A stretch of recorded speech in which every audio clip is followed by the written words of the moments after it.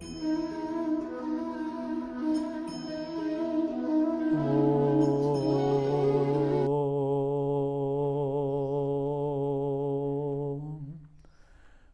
दर्शकगण, सादर नमस्ते।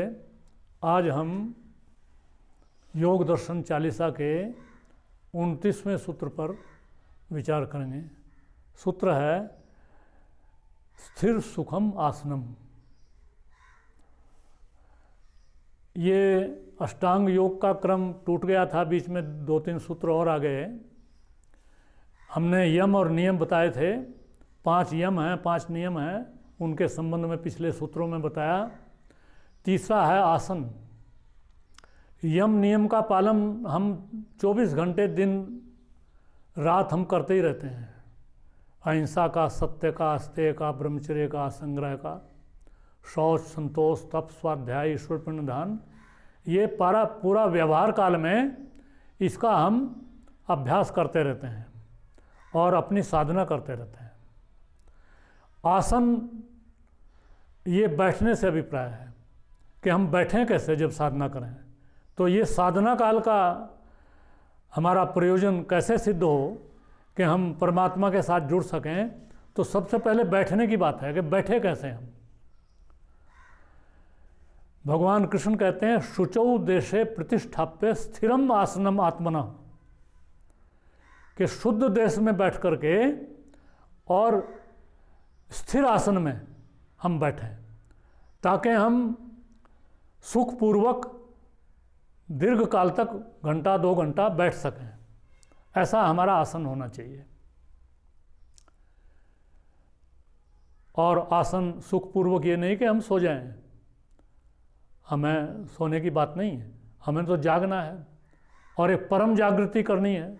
ये तो भौतिक जागृति है दुनिया की, तो लेकिन परमात्मा को जानने की तो परम जागृति है, उसमें हमें जाना है।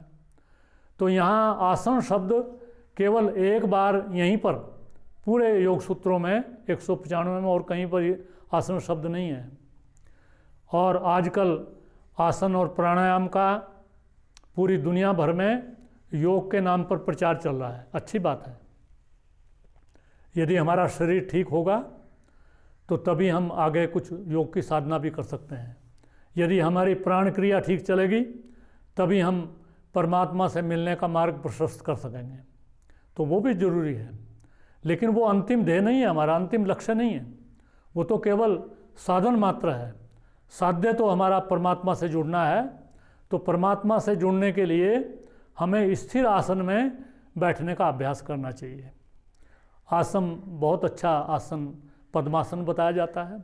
कोई पद्मासन में न बैठ सके तो सिद्धासन में बैठ जाए, सिद्धासन में न बैठ सके तो सुखासन में बैठ जाए, जैसे भी बैठ सकता हो।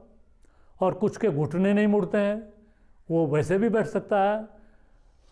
आप किसी तख्त पर बैठ जाएं और पैर नीचे कर लें, ऐसे भी बैठ सकते हैं आप।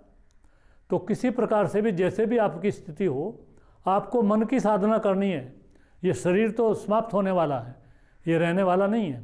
आपको मन को साधित करना है और मन को परमात्मा के साथ जोड़ना है। तो इस सूत्र में हमें आसन कैसा लगाना चाहिए इस संबंध में बताया है। इसको अधिक ज़्यादा विस्तार इसमें देने की बात नहीं है। ये बहुत सरल सा सूत्र है कि हमें बैठना कैसा है। जैसे हम आराम से और सुखपूर्वक, स्थिरतापूर्वक अधिक देर तक बैठ सकें, वैसे हम बैठें। और वैसे होना तो नहीं चाहिए, लेकिन हम एक आसन में बैठ ही नहीं सकते, हमारी ऐसी स्थिति है, तो हम थोड़ा बहुत अदल बदल भी कर सकते हैं।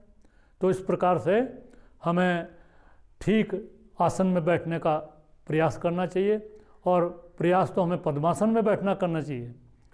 वो ना हो सके तो सिद्धासन में बैठें, नहीं तो सुखासन में बैठें और सीधे बैठें, रीढ़ की हड्डी सीधी रहे और तब परमात्मा का ध्यान करें।